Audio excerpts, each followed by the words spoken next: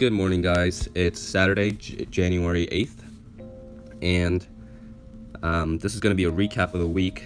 As you can see, we're down pretty bad. So this was the last trading day on Friday, and this is this week.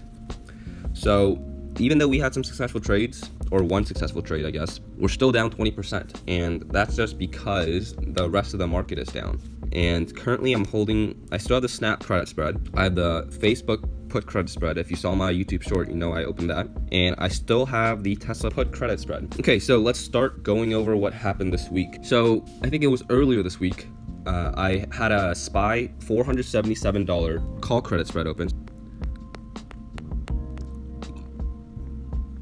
And here we go. So let me open that up. So here we go.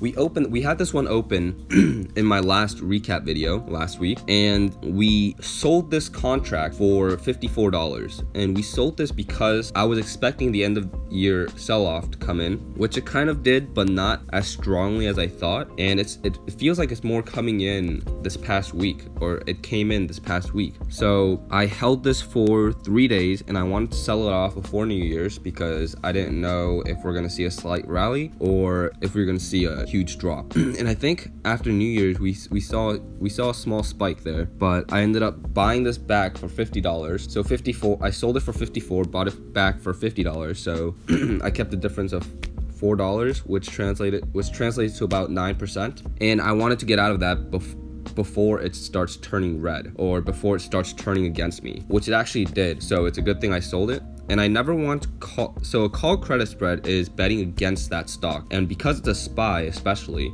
I never want to bet against the market for too long. So I want to be in and out of these pretty quickly when it's betting against the market. And the next one I did this week was a Microsoft day trade. So let's go down.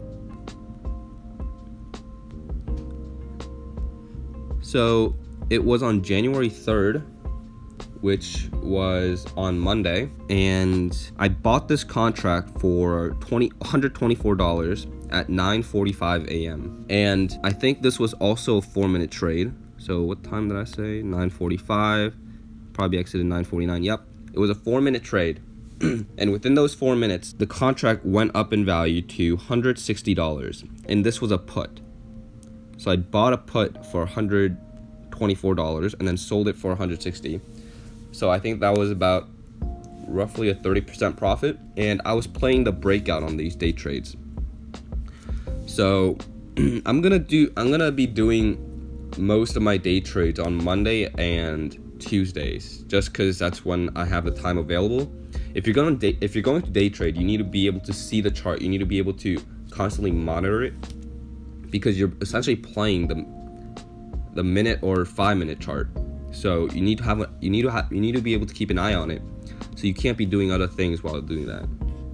And I am a little sick, so if I sound congested, that's why. So yeah, in 4 minutes, I profited 30%.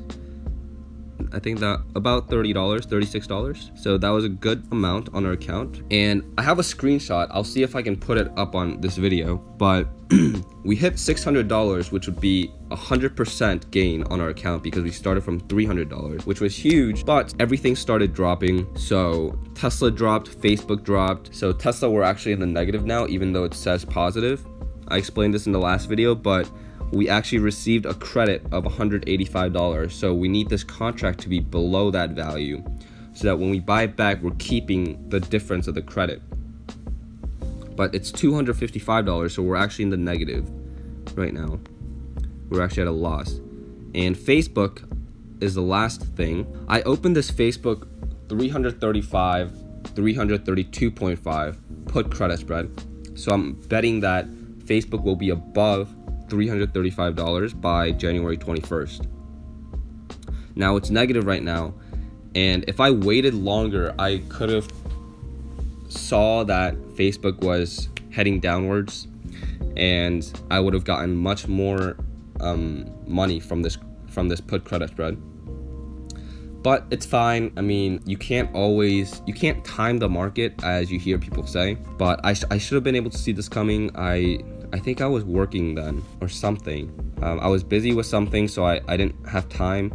And I knew Facebook's 200-day moving average, I think, is at $335. So I'm pretty comfortable with this. I'm not too worried about this. And if anything, I will roll it further. And I have no doubt that Facebook's gonna cross the 335 mark very soon. So I'm not worried about this at all. So the max profit I could receive from this is $90. But I probably won't. In order to get max profit, this needs to be above the $335 mark by expiration. and I don't want to hold this contract until expiration, so I'll probably try to get anywhere from 50 to 80% profit, and then just exit there and enter a new one. So that'll be pretty huge on our account, another close to $100. And really the Tesla is the biggest one that we're holding. It's not going to really change dramatically until we get closer to the expiration date, because we were sitting well above my price, but obviously we were only profiting. I think we were in the profit zone of 30% or so. So we're just gonna wait on this. I think this should be fine. I don't think I'll need to roll this, but you never know. So I'm keeping a close eye on this as well. But this is holding majority of our account right now. The collateral on this is $320 that Robinhood is holding, because that's the max loss. But the max gain is $185. So that's where my account is at. My buying power is at $41. And also I really wanted to buy more Facebook put credit spreads, the one I have. I really wanted to buy more of this, but I just don't have enough funds. And Snap is only holding like $20, so max loss is $20. So I'm just leaving that open. We'll see where this goes. Snap has been going down pretty fast, so we'll see how these go. Oh, one last thing. I think there is another Fed meeting on Tuesday, so keep an eye out for that. Okay, that's all I got for you guys today. Those were all the updates from this past week, and if you guys enjoy these updates, give it a thumbs up and comment any advice you guys have, any suggestions, any comments about what I'm doing, and I'll get back to those. But keep an eye out for that meeting, and hope everyone stays green.